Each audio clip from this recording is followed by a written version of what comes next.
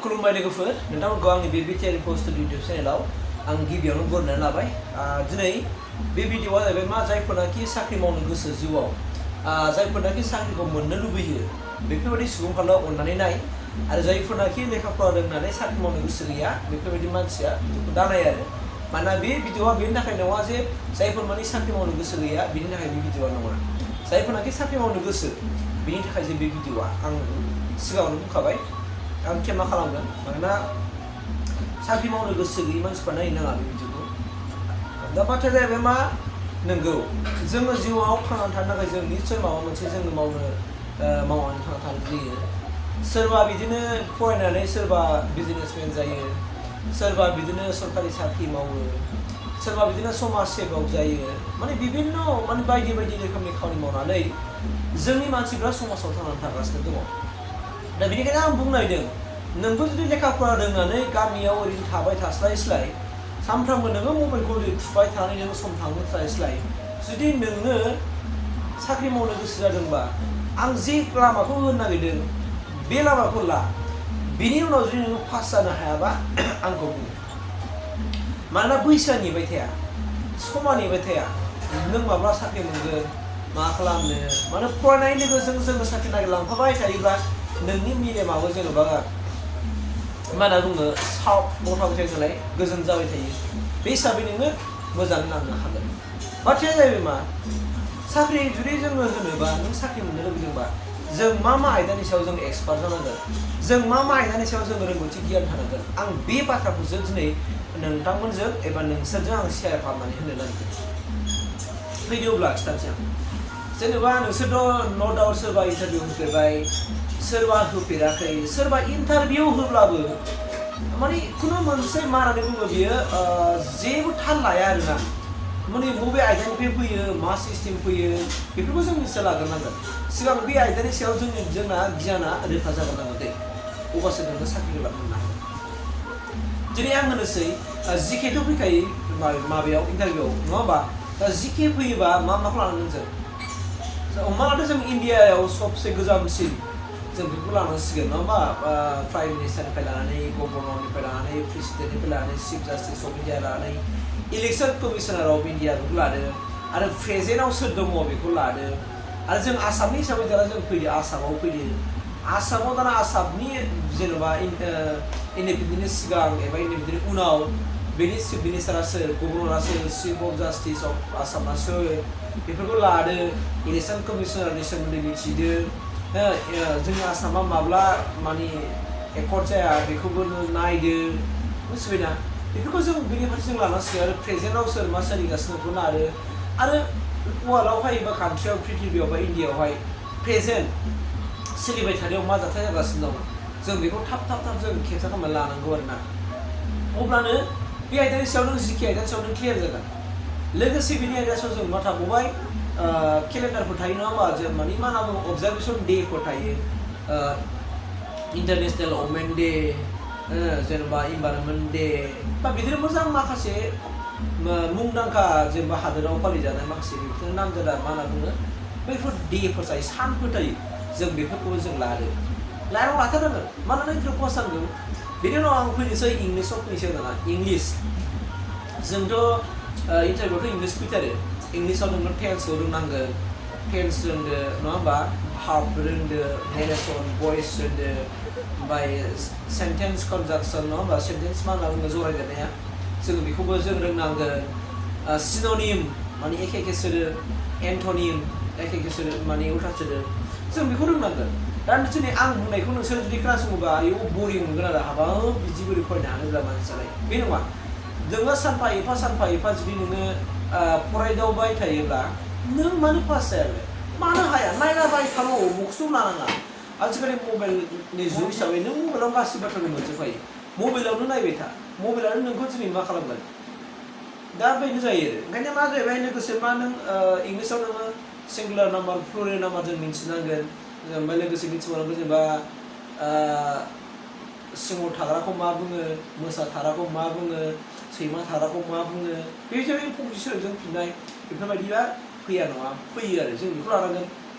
बेजों लोगोसे broad relation रिजनिंआव जोंहा फैयो जेनेबा थैजों सोमोन्दो थानाय जुदि एआ जुदि उमुक जायोबा बिया जुदि उमुक एनि जुदि बिसि जायोबा सिया जुदि एनि फिसाला जायोबा जिया जुदि उमुक जायोबा इया मा जागोन एखौ बिखौ बेबायदि मोनसे सोमोन्दो होनायलाय दा बे सोमोन्दोनि सायावबो जोंनो रोंनांगोन ओमफ्राय बिनि बेखौ रोंनो थाखाय जों टेक्निक खालामनाङा आं दा लास्ट खिथाजोबगोन लोगोसे जोंहा फैबावबाय मा फैबावो जोंहा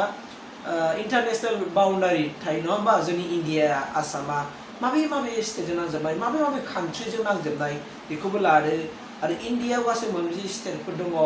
आरो बे स्टेटनि राजधानिफोरखौ जों गोसोआव लाजोबनांगोन आरो बबे स्टेटआव मा जाथाय जादों बेखौ जों बेखौ थाबथा लानांगोन इन्डियानि माखासे राजनितिनि सोमोन्दै मिथिनांगोन नेसनेल एबा रिजनेल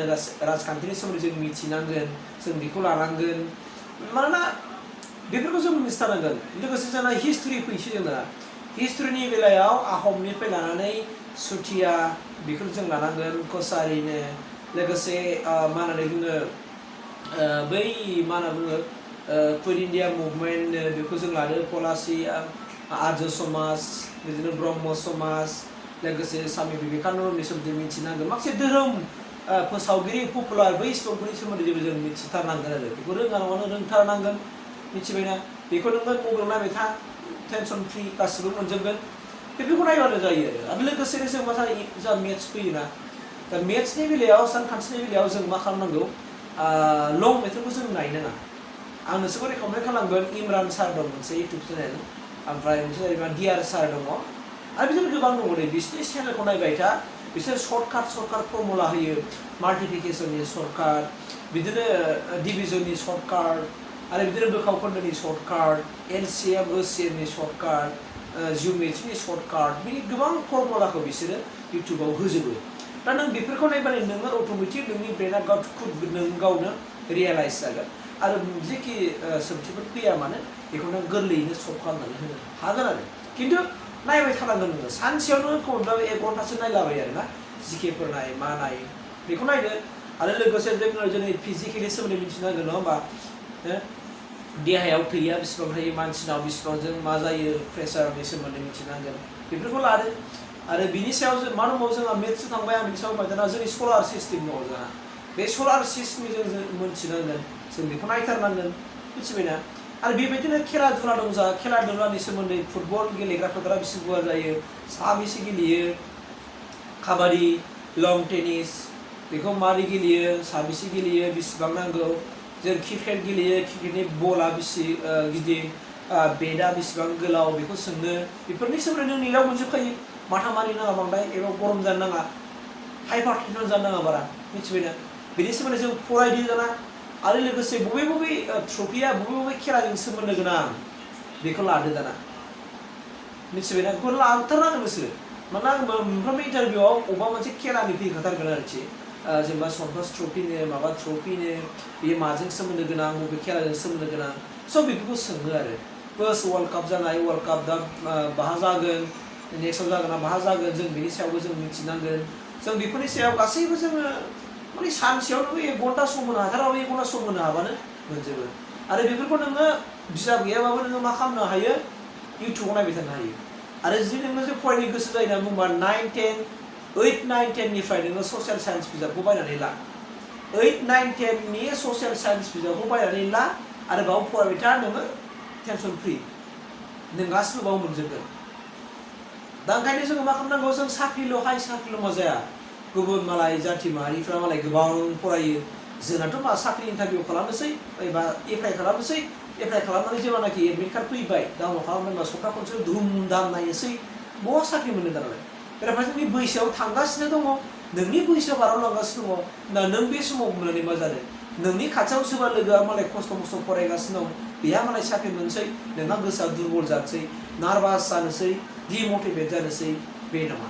ओंखायनो नोंबो नाजानांगोन उमुगा हायोबा आं मानो हाया नों जेखि साख्रियानो जाथों मानो नोङो सानफ्रामबो नोङो कन्टिनिउ नोङो प्रेक्टिसाव थाबाय थायोबा नोंखौ रावबो होबथानो हाया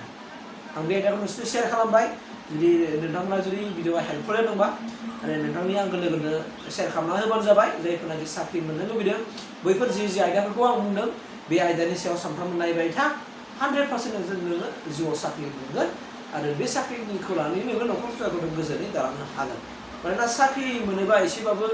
लाइफआ सेक्युर जायो बे हिसाबै फिसायानो जा गिदिरानो जा जोंनो साख्रिखौ नांगौ आरो आजिखालि सिस्टेमाव माखासे गोबां माखासे प्रमोसननि लाइनफोर दङ